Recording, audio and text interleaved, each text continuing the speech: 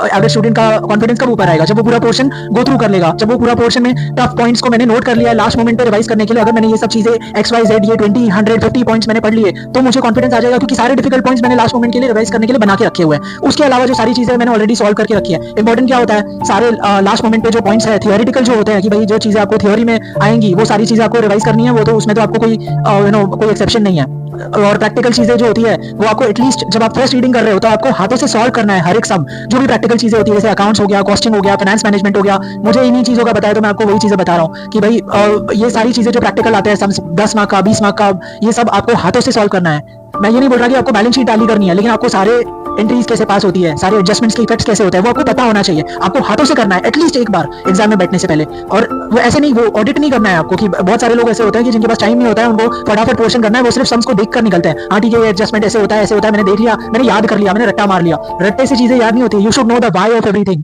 जब तक आपको कोई भी चीज का क्यों नहीं पता है कि ये सब्जेक्ट, ये सम, ये चैप्टर मुझे क्या कहना चाहता है, ये सेक्शन अगर जो लॉ में है, टैक्स में है, ये क्यों बनाया गया है, इसका क्या इम्प्लीकेशन है, ये मुझे क्या सिखाना चाहता है, जब तक आप उसमें क्लियर नहीं हो ना, तब तक आपको वो चीज याद नहीं होगी। जब तक आपको क्यों नहीं पता है कोई भी चीज का, तब तक आपको वो चीज दिमाग में नहीं बैठेगी, और वो आपको बार बार नई चीजें दिखाती रहेगी कि भाई आप सोचते रहोगे कि यार मैं क्या कर रहा हूँ, मुझे बार बार देखना, देखकर भी याद नहीं आ रहा, बैठ नहीं रहा है दिमाग में।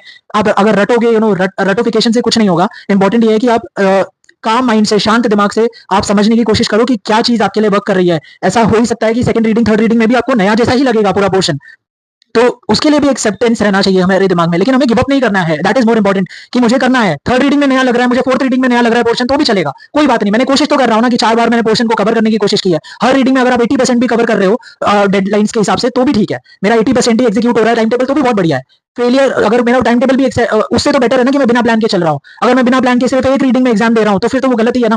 मेरे को पोर्शन बिल्कुल याद कैसे आएगा? मतलब मेरे को एग्जाम में सिर्फ 1 से 1.5 दिन हर एक एग्जाम में मिल रहा है आफ्टर माय फर्स्ट एग्जाम, तो मेरे को याद कैसे रहेगा कि भाई मतलब मैंने ये पोर्शन पहले पढ़ा भी। अगर मैं सिर्फ एक रीडिंग करके जा रहा हूँ, वो भी ऊपर ऊपर से, मैं कोई चीजें सॉल्व नहीं करी है हाथ से, तो आपको क्या फॉर्मुलाज याद रहेंगे, आपने क्या नोट्स बनाए होंगे फर्स्ट रीडिंग में?